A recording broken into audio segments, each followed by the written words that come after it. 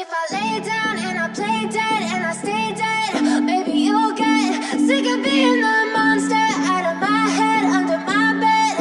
Think you're something out of my Ya, kembali lagi di forum Timnas. Gue mau bahas pertandingan antara Timnas Indonesia U19 berhadapan dengan Thailand U19 yang baru saja selesai. Ini gue buat langsung setelah gue tonton dan setelah laganya selesai. Oke, jadi Timnas itu bermain kembali lagi dengan formasi 5 back, 2 di tengah dan 3 penyerang. Ya, 3 penyerangnya itu Marcelo di belakang 2 striker, Ronaldo sama si Hoki. Nah, ya sebenarnya dari sisi strategi, dari sisi starting line up itu tidak banyak berbeda pada saat mereka berhadapan dengan Brunei, pada saat mereka berhadapan dengan Vietnam. Ya, cuman kalau kita bahas secara pertandingannya, dari awal babak pertama Indonesia ini sudah berani untuk melakukan pressing. Itu yang menurut gue cukup baik. Ya, cukup baik. Artinya dia bisa melakukan high press. Ya, itu jarang dilakukan dan berhasil karena pemain belakang Thailand ini panik kelihatan pada saat di press, dan mereka ujung-ujungnya melakukan long ball atau melakukan kesalahan-kesalahan sendiri. Istilahnya bolanya lepas lah dengan lebih mudah. Nah, ini gue bilang sudah cukup bagus kalau mereka pertahankan sampai akhir pertandingan, dan tentu saja bisa cetak gol karena kalau gue lihat di babak pertama itu mereka memang cukup unggul dari sisi permainan, tetapi mereka tidak bisa create peluang. Ujung-ujungnya crossingnya, long ballnya, final passnya kembali lagi menjadi masalah. Ini yang seperti gue bilang pada saat melawan Vietnam, finishingnya ini menjadi masalah. Dan ini kembali lagi terulang pada saat melawan Thailand. Si Marcelino cedera kan, menit 40-an ditarik keluar, diganti oleh bek tengah Ferrari. Akhirnya si Dimas kalau nggak salah itu dimajuin sama Arkan di tengah. Dan memang kalau gue bilang Arkan ini adalah salah satu pemain yang gue cukup impress permainan di babak pertama. Cukup tenang, menguasai bola, jarang kehilangan bola juga, passingnya juga akurat. Dia juga bisa mengontrol ini tengah, ya kan. Dia kan bermain dengan si siapa? Marcelino gitu di tengah. Marcelino lebih menyerang, Arkan ini lebih sebagai pengatur lah, istilahnya gitu. Pengatur ritme, membagi bola, lebih sebagai gelandang yang menjaga ritme. Nah, dia bermain dengan sangat baik. Dia bisa menyupport dan bermain dengan sangat bagus. Masuklah Marcelino cedera.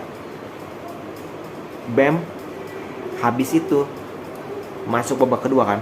Masuk babak kedua baru kita lihat permainan tanpa Marcelino. Ini juga gue bilang menjadi tantangan. Gue pada saat Marcelino ditarik keluar, itu gue berpikir, oh ini menjadi ajang pembuktian apakah timnas bisa bermain tanpa Marcelino, karena menurut gue Marcelino punya peran yang sangat besar di timnas. Masuk babak kedua, apa yang terjadi? Berubah 90 bahkan 180 derajat, ya, dimana kita sulit sekali untuk menguasai bola aja, sulit untuk keluar aja, untuk mencoba membuild up serangan itu sangat sulit tanpa hadirnya si Marcelino. Dan sangat terlihat Ronaldo di pertandingan kali ini kembali lagi tidak kelihatan seperti pada saat melawan Vietnam. Hoki tidak kelihatan juga, sering kehilangan bola, tidak dapat supply juga karena crossingnya itu benar-benar amburadul. Dari Tata, dari Kakang itu benar-benar crossingnya itu, ya sorry itu saya, mungkin pengaruh lapangan, ya gue sih ngeliatnya benar-benar hancur. Jadi kembali lagi kita diperlihatkan oleh permainan timnas yang seperti gue bilang sama sekali belum bagus.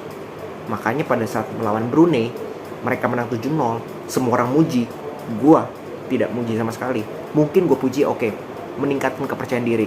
Tapi kalau lo lihat, mereka cetak 7 gol memang. 6 golnya mereka cetak di babak pertama. Di babak kedua 1. Itu pun di awal. Habis itu kita tahu mainnya kayak gimana. Itu pada saat Marcelino dan juga si Ronaldo Kuateh itu diganti di babak kedua.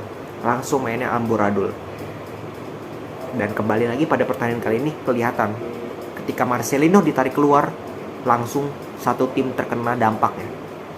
Dan kalau yang gue lihat di babak kedua, stamina ini sudah drop, dimana mereka melakukan high press di babak pertama very good, tapi di babak kedua akibat dari high press itu, akibat dari bermain dengan intensitas yang tinggi, mereka kehilangan stamina mereka drop, langsung mainnya lemes, kontrol bola aja salah.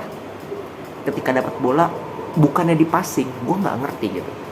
Gue sih selama sepengetahuan gue, ilmu gue, passing ini adalah suatu hal yang paling gampang dalam sepak bola. Bahkan dari pemula itu ada teknik dasar itu, lu harus bisa passing. Tapi apa yang gue lihat di babak kedua, gue tidak menemukan passing yang benar-benar bagus dari timnas.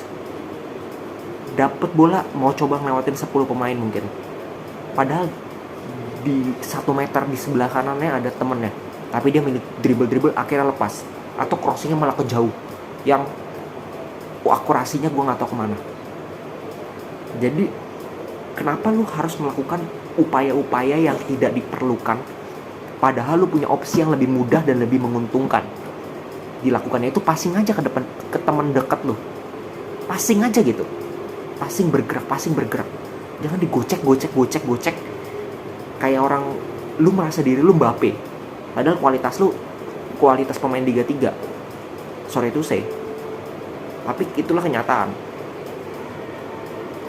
Kalau lu merasa terganggu dengan lapangannya jelek, udah tahu lapangannya jelek, lu dribble, pertama pasti amburadul, kedua pasti terganggu karena lapangannya tidak rata.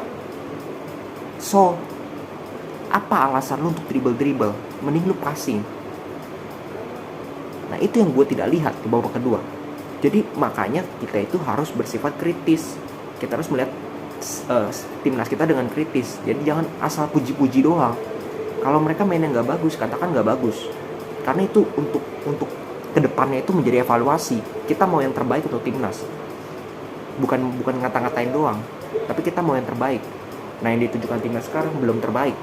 Ya jadi gua harap pada saat melawan Filipina, pada saat melawan Myanmar nanti mereka bisa bermain dengan baik. Ya mereka menunjukkan kapasitas mereka. Karena Indonesia masih punya peluang untuk lolos. Mereka di peringkat 2 sementara Thailand di peringkat 1. Thailand masih ketemu Vietnam. Ya jadi kita punya peluang. Definitely kita punya peluang. Asal pemain itu harus evaluasi gitu. Lu banyak dikritik di sosmed bukan karena mereka mau ngatain lu doang, enggak. Karena penampilan lu itu tidak sesuai ekspektasi. Itu aja kok yang gue mau. Oke? Segitu dulu video dari gue tentang pembahasan timnas Indonesia melawan Thailand U19. Semoga kalian juga setuju. Kalau kalian gak setuju boleh komen. Jangan lupa di subscribe, like, dan share konten ini. Salam sepak bola.